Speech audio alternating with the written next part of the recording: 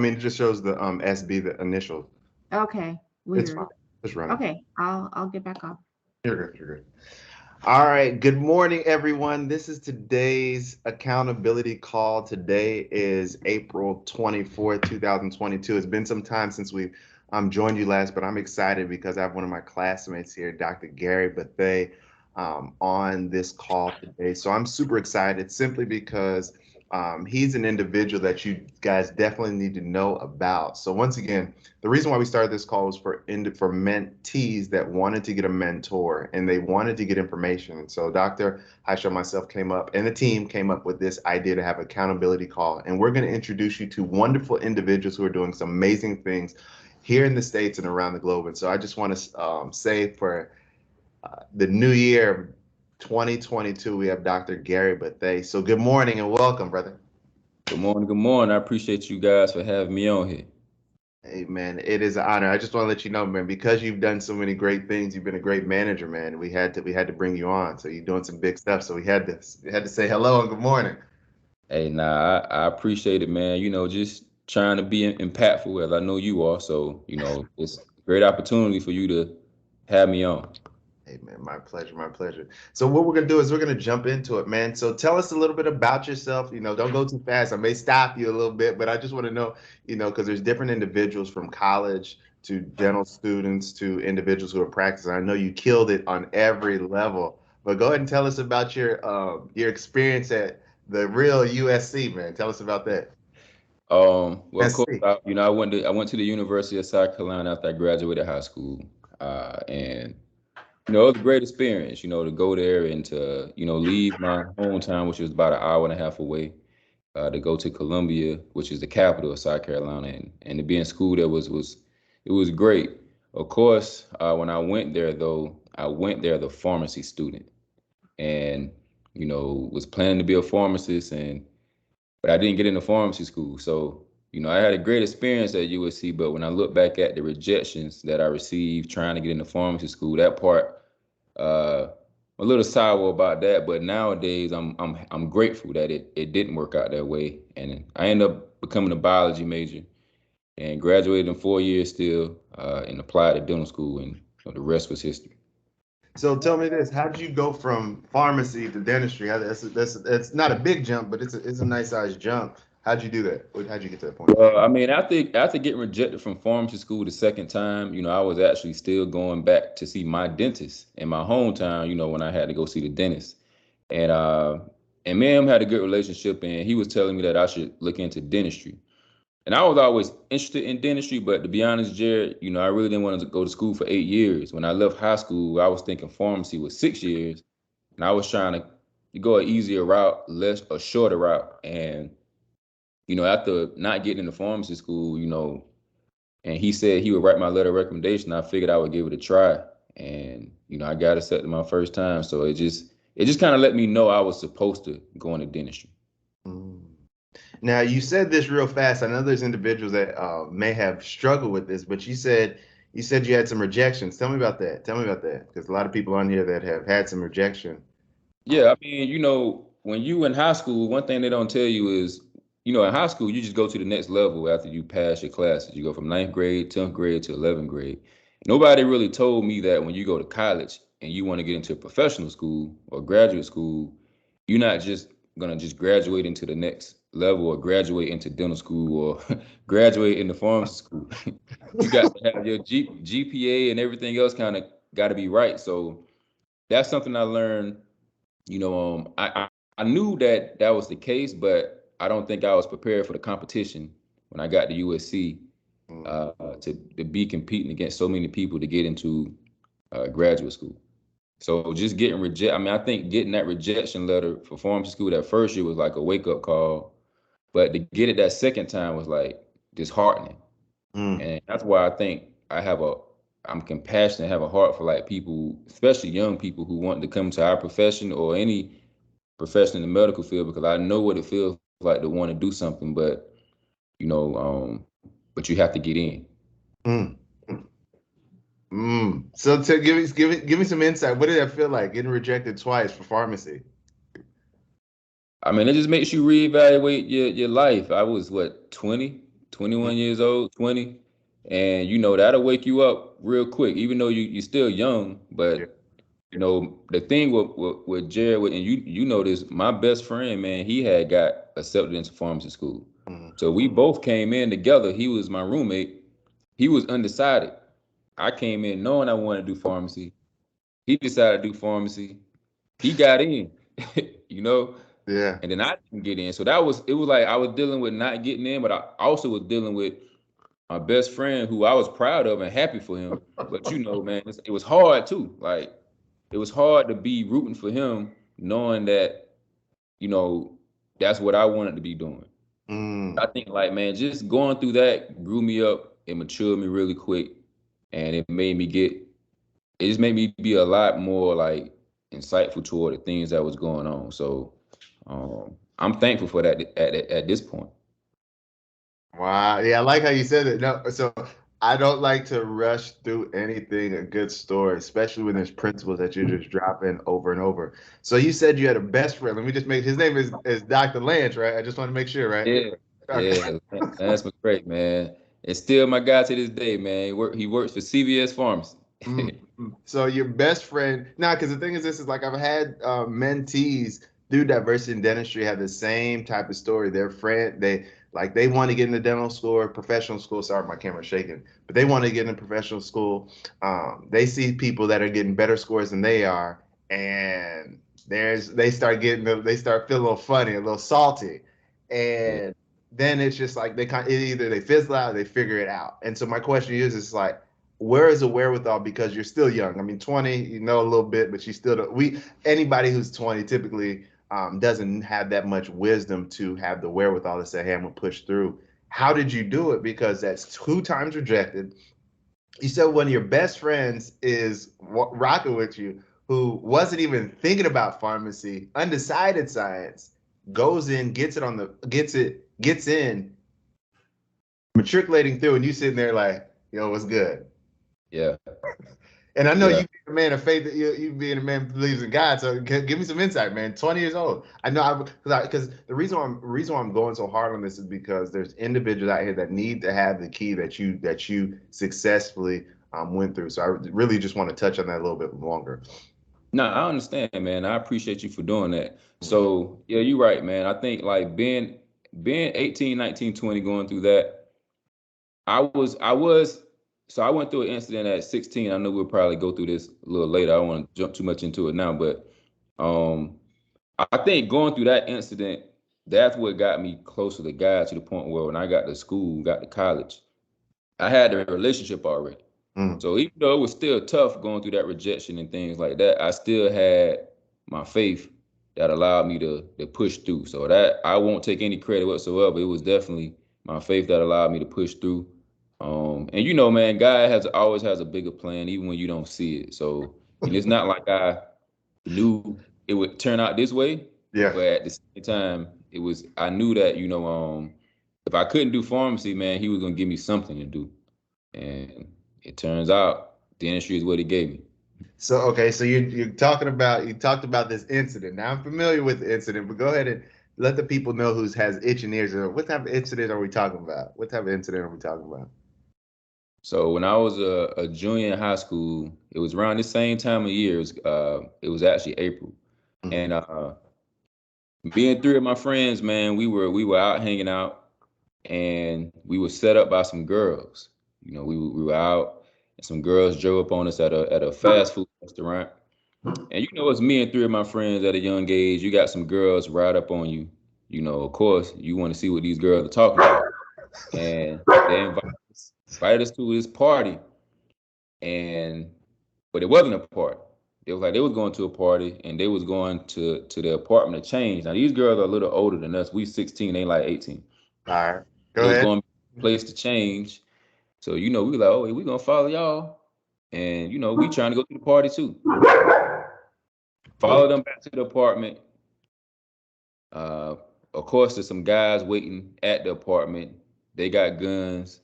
You know, we walk in, and we walk into basically. It seemed when think about it, we walked into a movie because basically, man, when I came through the door and I closed the door, like I had a shotgun pointed at my head. Mm. So we was robbed, and we was more than robbed. It's kidnapping because we couldn't leave. Like they wouldn't let us leave. So end up tying us up. We young, we didn't have any money. We didn't really have anything to give them really. And I think the fact that we didn't have anything, and they were still kind of young. They were like 18, 19, we like 16. Instead of letting us go, it's like they just toyed with us. So, we tied us up to the tables around in the kitchen, and they just took turns like assaulting us, man. So I would say we probably got to that place around 9:30, 9-ish, 10-ish. And this whole ordeal went over was about 3 o'clock, 3 o'clock that morning. When they took us from that place, man, I was placed in the trunk of a car. And being placed in the trunk of a car, man, it's dark, you tied up, and I'm the only one in the trunk. My other friends in the back seat. That's what really made me turn to God, man. I knew God before that, but when you thinking you about to die, because really Wow. it's a serious incident, like, I can kind of look back and see certain things that make me kind of laugh now, but at that point in time, my face swollen, I'm beat really bad, and I'm thinking like they going to, toss the car in a river or something like that. And so I just did a lot of praying in that trunk. I asked God, man, if He get me out of the situation, that I wasn't gonna find myself back in any situation like this again. And that carried over through my senior year of high school, man. I was just really focused on into going to USC. It's interesting. I'm not laughing at your scenario, but I'm laughing at the fact that God he always seems to take us in a path that doesn't make any sense. Yeah. Like zero sense. And I'm just like, I'm recounting on my life, and I'm listening to your story, recounting. I know you did some production on this story. We'll get into that in a little second shortly. But it's just like, it's interesting how God, it never makes sense. And so for me, opposed, like, I guess my way of coping is just to laugh it off, because it's like, how do you find yourself in the trunk of a car? Then it's just like, how the heck did I get here? Then it's just like, I got a rejection twice. It's just like, yo, I've been praying. Yeah. I was 16 and now it's 20. And it's just like, yo, like, what's going on? What is going on? What is going on? And I mean, I really appreciate your transparency, because like I said, like, I don't know of too many doctors that have been in a scenario like this, kidnapped. Yeah. And It was real, man. It was real. Not to cut you off, but just to thinking like when you think about it that way, yeah, I think about that a lot. Even when I'm in my dental meetings sometimes, my Greater Columbia dental meetings and different meetings I go to, for one, just kind of being a minority dentist is not really too many. A lot of the younger dentists are not involved in organized dentistry. So you won't really see a lot of them there. And then of course, just being African American, we like 3% of the whole dental community. So it's like when I'm sitting in there and I'm thinking about sometimes just where I come from, it's like, wow, it's sometimes it's just I'm still surprised about it. Mm. So And I'm just thinking about, being in South Carolina, because I came down there, and just being able to hear your story, and then to think about, how individuals see you at that time and say, hey man, will this 16-year-old end up becoming a leader in the community? And then it's just like, then that's how people would view you. And then think about individuals like yourself, who's like, hey, I'm in this predicament today at 16. Will I ever be a world leader or agent of change, in a sense? And look where we are right now. exactly. And at that point in time, I felt bad because it's not like I was a kid that was getting in a lot of trouble. Mhm. I was with some of my friends who used to get in a lot of trouble. But you know how it is, man. Like I had my friends at school, then I had my friends that I hung with when I got out of school in my neighborhood. And I was with my friends at that time that I hung out with in my neighborhood. So uh when that happened, of course, like, people at my church and people in the community was like, man, how that happened to me? Because most people thought I was a good kid. But Mhm. get tied up in a situation like that, it kind of made some people question, it made some people question that. So I talk about this in my book. I said that a lot of people wanted to get even with the people that did that to us, and my friends did. But for me, I wanted to get even with the people who did right by me. So I wanted to just go off and make sure, and like you said, these people who were supporting me at the time and thinking that I was going to do great things, I wanted to make sure that they uh, I wanted to prove them right. You know what I'm saying? Instead of trying to go and get back. Dude, we haven't even gotten to dental school and you're just dropping so much. So you didn't have a spirit of revenge during all this? No, I mean, of course, when I'm in the situation, like I just want to get out of the situation when I'm in it. When I got out, I was just so glad that I was still alive. But then it's a little bit of anger that come with that. I was out of school for a little bit. Didn't want to go back to school because, man, I was beaten pretty bad. My face was messed up. But it was more like I was just thankful to be alive. And also, like I said, instead of getting even with them, I want to get even with the people who've been supporting me. So that's really what my mind was at, was that I got to make sure that I don't just become another statistic to things that are going on in the area. Because where I'm from it's not really the best area, as far as like there's a lot of violence. The education system is not the best. So like that just gave me more fire to push forward and go on and leave and try to make something of myself. So do you look at yourself as an individual who is like destined, or did you figure yourself like, okay, God just blessed you, or did you walk into like just being obedient? Because I'm looking at your story and it's like you should not be where you are. Like we haven't even touched we haven't touched on anything like professionally, but I'm just thinking like all this stuff that I like to say crap, all the crap that you had to go through to get to this point, and it's just like what is the mindset? Because I know there's somebody here, black man sitting on this call, black girl sitting on this call, minority Hispanic, like they're listening to this story and it's just like, especially being a black man. I can't speak about any other ethnicities, but just being a black man, I'm like, yo, like, are you really thinking that you're gonna make it through?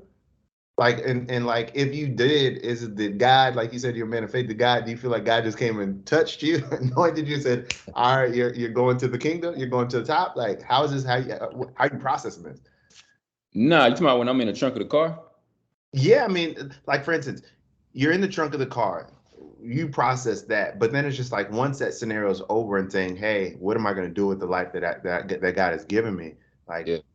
that's the type of process. Do you feel like, and the question is this, do you feel as if, you were just destined to have greatness, or you worked through it? Like, what is your mindset? Because I know that somebody's pondering that question, like, yo, he must be just blessed. Like, he's just, nothing could touch him. I know he had some of his challenges, but you understand my question? Yeah, I understand you now. At that point in time, I no. Even when I came out and I went through my senior year of high school and went off to college, I didn't really feel like that.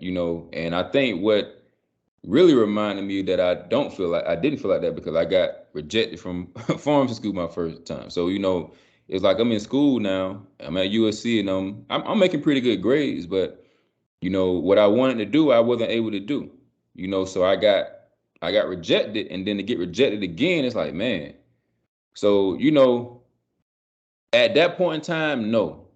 But like when I look at everything now, Jared, just being honest with you, that's why I end up writing the book. That's why I do so much mentoring, because it's like even getting kidnapped. Some people would think, most people don't go through that in their life, but that would be enough to tell a story in itself. But to go off to college and then also have to deal with what I went through as far as being rejected from what it is you're trying to go for, having your best friend get in, all those things just kept mounting up.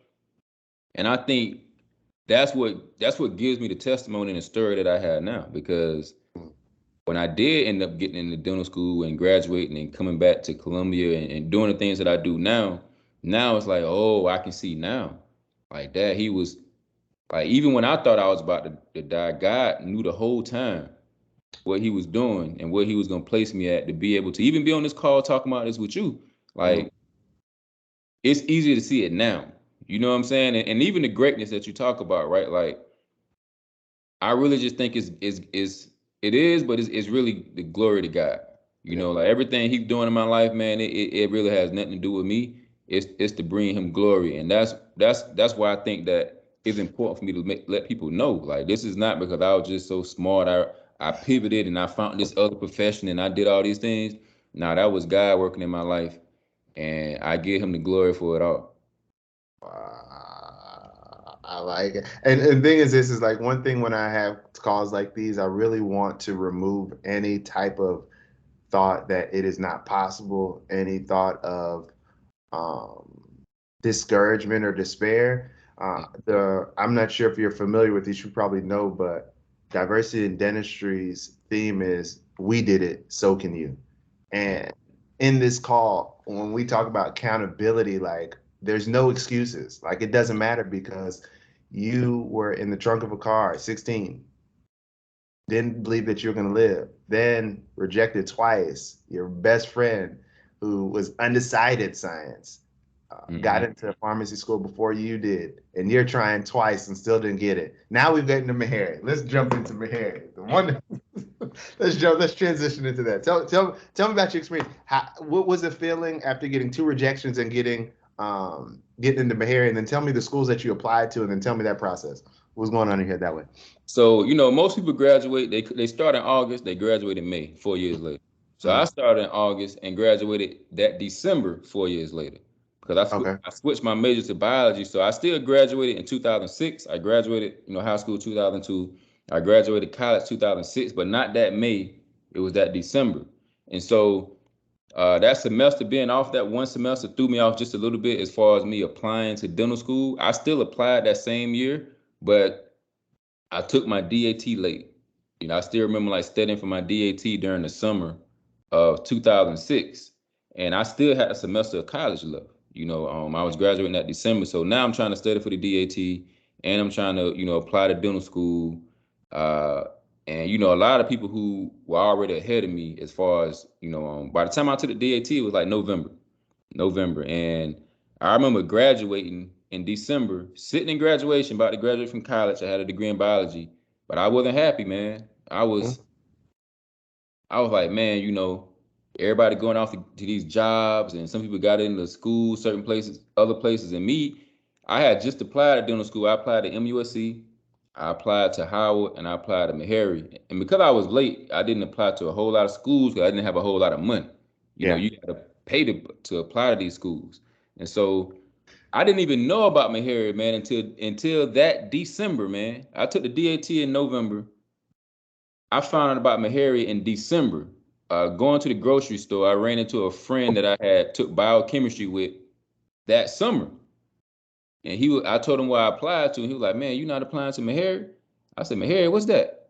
He's like, "Nah, you gotta look into Meharry, man." So I went back to my apartment. I had the little dental booklet that had all the schools and all the requirements and things, and I found Meharry, and I was like, "Man, I really should apply here." And long story short, man, that's the school that accepted me. MUSC at the time, man, they had most of their class already by the time I took my DAT. So I still tried because that's the state I'm in. Yeah. But I didn't really think I would get in. And so Meharry reached out to me that January, told me I had an interview. I went on an interview in February. March, I found out I got in. And so just coming into Meharry, man, to answer your question, what it felt like, I was just really on cloud 9 because for me, going through like just rejection, not getting into pharmacy school, all right, now applying to dental school, but this one school taking a chance on me, I was on cloud 9, and I just saw that's all we need sometimes is just the opportunity. Once you get that opportunity, you got to make something of it. And some people they don't realize opportunities when they see it. Some people they want to be in a certain place, they want to go to a certain school, but for somebody like me coming where I was from, I just wanted the opportunity, and that's what Meharry did for me. I love it. So December, graduation, January, February, March, got accepted into Meharry. Is that right? Yes. So it went from 4 years. So from 4 years, 16 to 20, hearing the rejections. Then in the matter of 4 months, you're in dental school. Didn't even know. Mm-hmm. And that's the thing. Like for all those that are listening, like it's not gonna make sense. It's not gonna make sense. What's gonna end up happening is that you're going to have some challenges. When you have some challenges, expect things not to make sense because from 2 times of rejection to being where we are now, it's not going to make sense. But the whole goal is to keep focused and stay on your grind, because just like Dr. Bethea is highlighting here, December, walking in the grocery store, meeting a friend that you had class with, and then it just so happens to open up, it doesn't make sense. So continue talking, man. Continue talking. Yeah. So, of course, I found out in March that I got into dental school, and Meharry offers this. I don't know if they still do it, but it was a MAPS program where you can start in June, or you can wait to start in August with, just at the regular time. And so I elected to start in June to take the summer courses, which wouldn't. It was just kind of to get you ready for the year. So I moved to Nashville in June. I didn't even have a place to stay, man. I ended up staying with one of the people that worked in the office of admissions. She allowed me to stay with her that first month. In my first 3 days in Nashville, I slept on the floor in her house. She used to let students come. I guess that was in my position until they got a place to stay. So the first 3 days, I slept on the floor. Went to Walmart, got a blow up mattress, and I slept on a blow up mattress until I think right around the beginning of August, when I actually got my own apartment, and then I had enough money to get a bed at that point in Mhm. time, my own apartment. But yeah, that's the process I went through of getting accepted to Meharry and then going into Meharry. Brother, the story just keeps getting better and better. Sleeping on the floor, gotten Meharry. All right. So, what was your experience like at Meharry? How many students y'all have at Meharry? I know that was one of the greatest class that ever walked the face of the planet. Man, I want to say, man, like we had like 55 students, in our class, man, but they had over 2,200 applications. So it's still competitive, even getting to Meharry, man. But I think that, getting there, man, and then meeting the people that I met, I actually my roommate that I had a roommate my first year there. When I got that apartment, that same lady reached out to me that I had stayed at her place during the summer. Yeah. Said there's another student he's in a situation where he's just getting here, and his apartment that he had, I guess he been looking online, and when he finally got to Nashville, it wasn't what it appeared to be through the pictures. So he didn't want to live there. And Shut so up. he started to me like, man, do you mind if this student because she know I had a 2 bedroom apartment. So she like, do you mind if this student stays with you, or at least for the first semester? And I was like, nah, I really don't want nobody, to stay with me. But she had just looked out for me. So I was like, well, you can give him my number and I talk to him, see who this is. And so when the guy called me, a guy named Jamiko Harvey, he called me, man, heavy island accent. Couldn't understand him at first. But but he was cool, man. I said, at least I come see the place that you're at. And I went down there, man. I seen where he was staying at, and I was like, man, yeah. I gotta let this guy come stay with me. And so, man, that was like one of the first people that I really clicked with.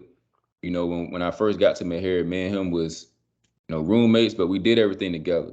But then just our class as a whole, I felt like we did have a unique class, man. I know everybody feel like that about their class, but we had just people from all over.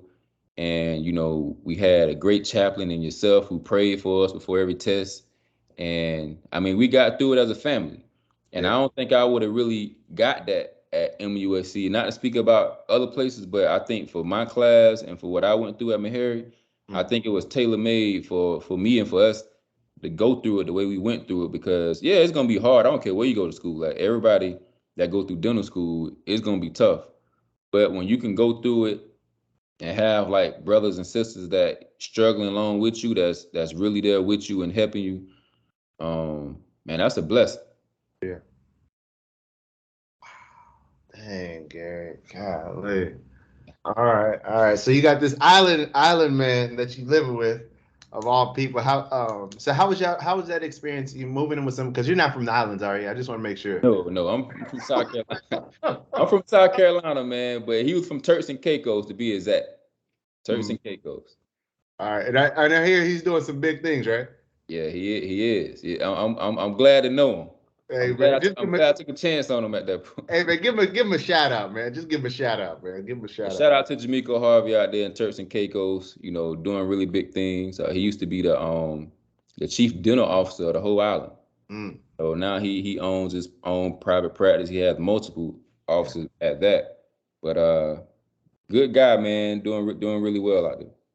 Man, I appreciate you. I thought if you were gonna give him just one practice, man, I was gonna have to reach out to the Carolina, man. He's doing it big. All right, so you're in Meharry, you're about to graduate because we're about to wrap this up. So once you graduated Meharry, what'd you do? Did you just start your practice? Because I know you balling. I looked on Google and I just see 5 stars. I just saw over 100 reviews. Everything's perfect. So how'd you do it? You must have had a family member. You must have aunt and uncle that went to dental school.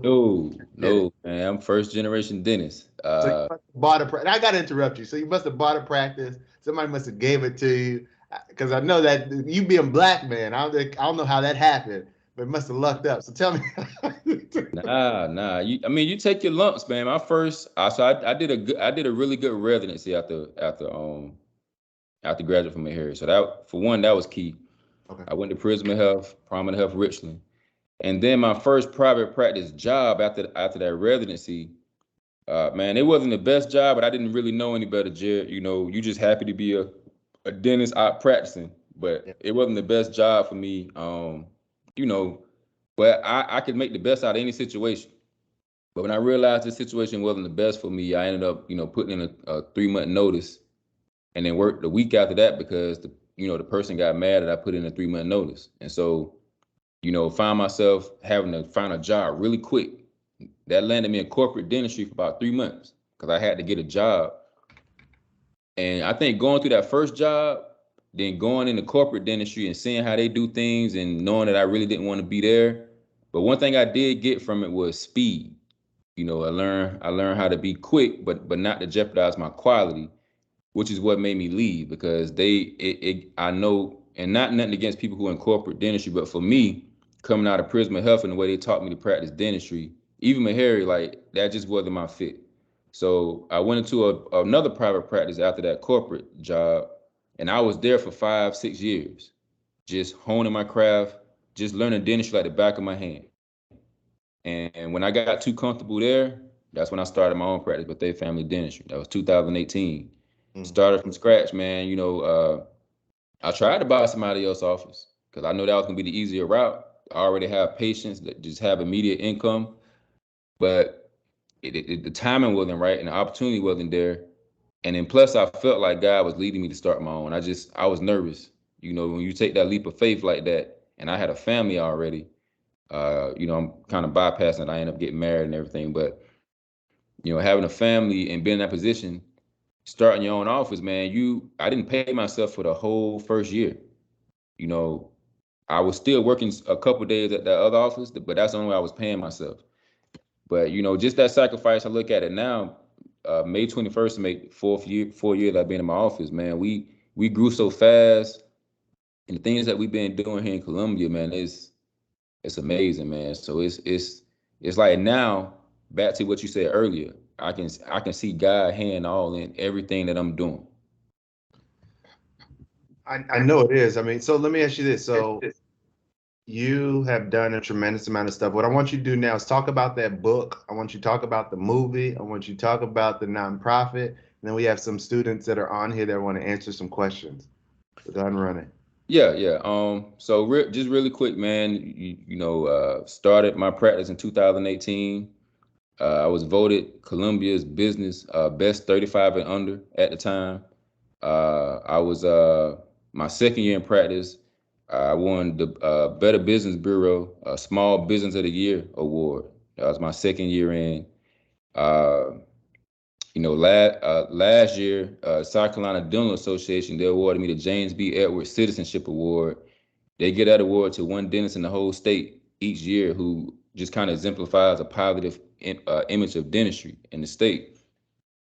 Trying to be quick because I know time wise. My school, my alma mater, Meharry, they named me one of the inaugural 10 under 10. I was selected as the top 20 under 40 in my state. Those are just a few accolades, Jared. But those awards, man. Those are things that the people give you. The thing that I've been most proud of is my nonprofit that me and my wife started, and that's to help mentor like other kids who are interested in the medical field, whether it be dentistry, pharmacy, or any of those things. So, and then of course the book, I put a book out, my autobiography, is basically detailing my life up to this point. And we shot a short film on chapter 3.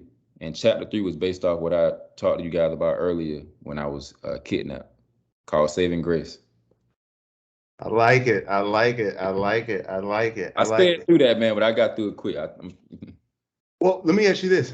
You got a wonderful family, man. I don't want to slide past that, man. When I first met this young lady, I was like, hey, man, this is the one.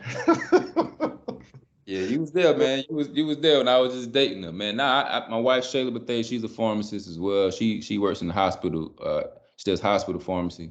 Okay. We got 4 boys, 4 beautiful boys, man, and you know, it's just a blessing, man, to have a family that when I leave work, I can come home to them and draw a lot of inspiration and motivation just from them, you know. How long y'all been married? For all those that are listening, this would be 7 years. I want to say tomorrow, April 20th. Oh, wow. Our anniversary. Hey, man, you can thank me later for asking a question. I want you to forget, man. I know you won't. I know you won't. Nah, I know you won't.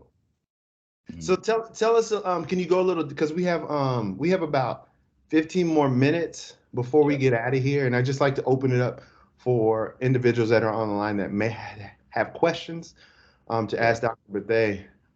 I've learned a lot from him. So if we have any questions, we could take those. If not, then I'm gonna hog it. I'm gonna hog the mic, brother. I'm gonna hog the mic. Oh, well, hi, this is Layla. Hi, Sha. Oh, I'm so inspired. That's just a wonderful story. And I think it's so important for everyone to hear it. And thank you again. I want you to share a little bit more about your nonprofit, your mentorship program, because as you know, it's got to take more than just our program and yours. Oh, yeah. Oh, sorry, my computer went down. But you can still hear me okay? Yes. Yeah. So for students in your area, how did they get involved? How did it come about? What have been your challenges? I think it'd be great because other dentists like you, we're not from academic institution having a fairly granted nonprofit. It's just coming from a place of passion and volunteer and grassroots efforts to really do this. So talk to us a little bit about it, the name of it, and how doctors can get involved. Yeah. So I was kind of like how Jared, like he has that heart for teaching. That was me too. I was just doing it in my own practice. Like kids would come to my office and their parents would be like, "Man, do you mind my child? She's interested in dentistry. Can she shadow you?" And it started out like that. You know, I would have like a lot of kids coming to shadow, and then some of those kids like they wanted to keep coming back, and we exchanged like numbers, and I had like real relationships with them. So I was like, I would like take them out to lunch and do things like that, and then I was also doing a lot in my community. So I was, we had a free dental day where we had like people come who didn't have any insurance. We had I donate a lot to the homeless here, and so that's kind of where the mind frame with the nonprofit came into play. And so really my nonprofit is like threefold. It's the mentorship aspect, and that's just the kids that we kind of build with, have a relationship with, and they're in college, high school, and even a couple as younger dentists, but mainly college and high school. And it's just a relationship that we have. It's not like just the ones that come shadow. These are the ones that I actually grow with and try to like build with them, because and build a relationship. Yeah, right? exactly. Not just how do I get in school. Yeah, because if you don't build that relationship, it's easy to just somebody come in and shadow, and then you don't really hear from them again, or you don't really know them as good. And a lot of them, I was their dentist. They come shadow, and they may realize, okay, this is not really for me. But a lot of them would come and they want to keep coming back. And the ones that was dedicated, those are the ones that I actually take under my wing. But I also try to do it in a way where like I have a certain amount, because I don't want to like take away from them. Like I want to really be able to give them my attention. And when it comes time to apply to dental school, I'm not doing like 6+ applications for the same year. You know what I'm saying? Because it probably would hurt them. So, and so far I've been working out pretty good. So that's one aspect of the nonprofit. The other aspect is we give out 100 dental kits each quarter. That's just our community giveaway that we do. I do one free smile makeover a year, and like I said, we just it manifests itself in different ways. Last year we sold some T-shirts, made $3,000. We donated that to the homeless center. So everything I do, even my book, everything from my book went to the nonprofit. So that's how we raised money for the nonprofit. When I sold my book, all that money went to the nonprofit. And so everything I do is like I don't just ask people for money. I try to give them something so they can feel like they participating in the thing that I'm doing. Whether they buying a shirt knowing that the money going to the homeless center, or buying a book knowing that that's going there. Not they're actually getting something, but helping at the same time. So it's like a community effort. And that's what has allowed the nonprofit to be successful so far. My wife, she helped me. She the one that did all the groundwork with getting it to be 501(c)(3) and all of that. She know more That's about a lot it of work. than what Yeah. I do. They sound like a power couple, and Yeah. and definitely a power blessing in your communities. Thank you so Yeah. much. No, And that's how can students get in touch with you in the I actually have a program? Dropbox in my office. So we actually have a website too, www.deeperthandentistry.org. Oh, I love it. Yeah, so people can go on there, they can see what we're doing, and you can reach me through that. But people in my community that come to the office and things like that, I also have like a Dropbox in my Mhm. office. So when people come in, new patients and things like, they can see that Dropbox, and it has anybody interested in dentistry or the medical field in a certain age bracket. They fill out that information, they put it in a Dropbox, and then I reach out to them. And sometimes, like I said, sometimes it's just talking to some kids, sometimes it's shadowing. But Mhm. mentoring is like that's really, really dear to me, and it's few of those than it is all the rest of them, because, like I said, you got to really build with people. Thank you for that. We have a couple of mentees here. Any questions? We got three. I know we'll have many who are watching on the replay, so Oh yeah, I'm sure they'll reach out to you with questions. I'm open too, so don't be afraid to ask any questions. Thank you. So, Dr. Bethea, you said you donated 10% of the income from your book sales and the shirt sales to the charity, right? Nah, man, I gave it all to the. I'm just checking, man. I'm just checking. I'm just checking. Tell Nah. it, tell us about the smile makeover, man. Tell us what you did there. That's pretty interesting.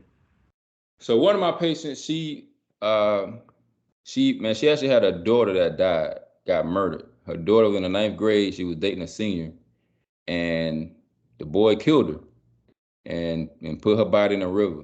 It was a bad story, man, all over the news and everything. And the mother went through some depression, as you probably might imagine she would. And she kind of really wasn't taking care of her teeth, and just she went through a lot. And so, um, man, when I kind of learned of that story, I didn't really know about it until she told me one day that she does a lot of speaking uh, on domestic violence. And she came in to me because she wanted to get her front tooth fixed because it was chipped.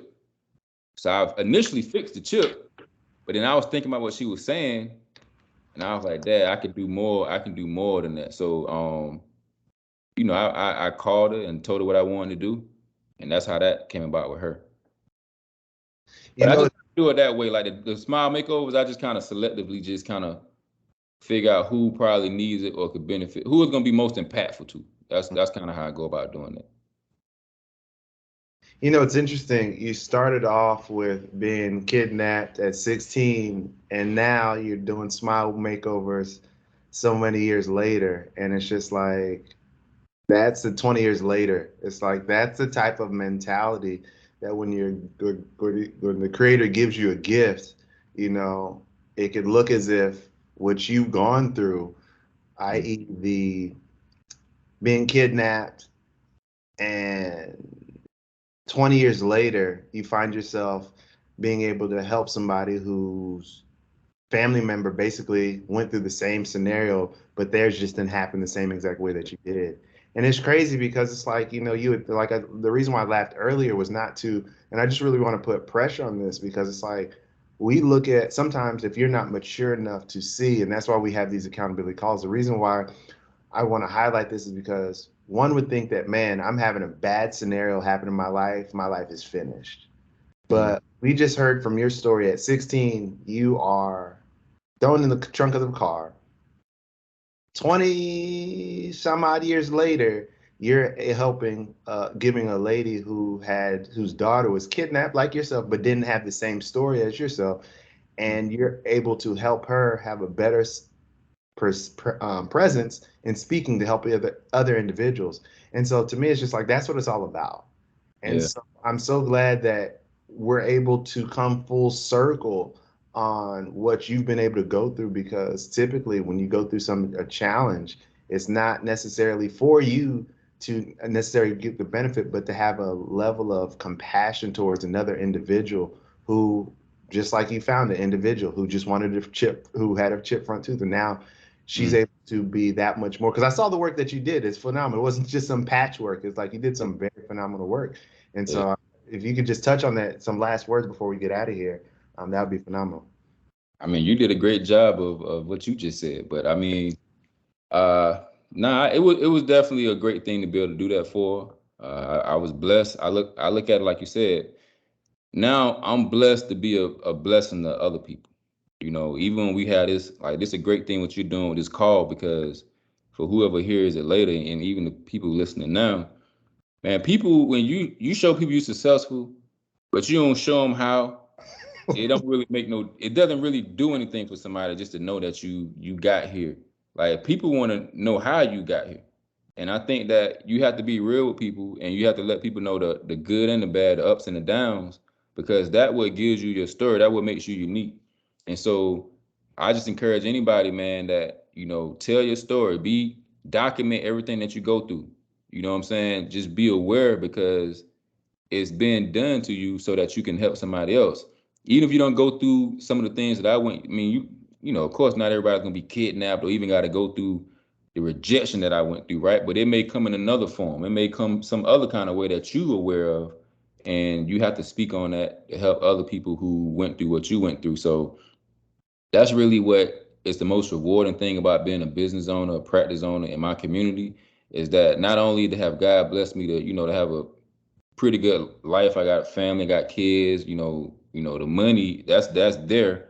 But the Yeah. most rewarding thing is when you able to like be impactful. That's the thing I think that's underestimated when you go into this field or in the medical field, how much impact you can have on other people.